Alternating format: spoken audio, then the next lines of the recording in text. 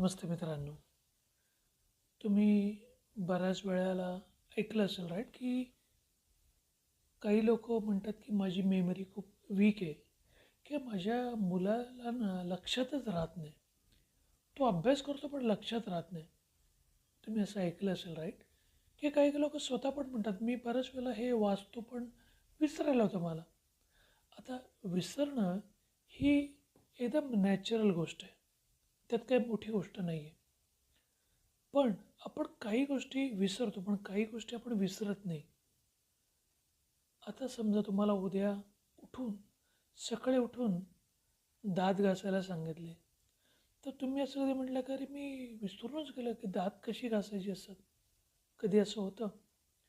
किंवा तुम्ही 3-4 दिवस चाललेच नाही, किंवा तुम्ही सायकल चालवायची रोज आणि 7-8 दिवस वापरलीच नाही सायकल आणि 8व्या दिवशी गेलो आणि लगेच म्हटलं की अरे मी सायकलच विसरून गेलो, मला माहीत नाही कशी सायकल चालवायची. किंवा तुम्ही समजा चालायला जाता, 2-1 दिवस तुम्ही आराम करत होते, कदाचित आजारी असल्या कारणाने, आणि तो उठून उभे राहिले आणि म्हटले की मी विसरूनच गेलो चालायला, चालायचं कसं असतं. असं कधी झालं आहे का? कधीच होत नाही राईट. का? कारण आपण त्या गोष्टीची प्रॅक्टिस करतो. जेव्हा एखादी गोष्ट प्रॅक्टिकली आपण एक गोष्ट वापरतो, तेव्हा ती गोष्ट जास्त वेळ आपल्या लक्षात राहते, आपल्या सबकॉन्शियस माइंडमध्ये जाते.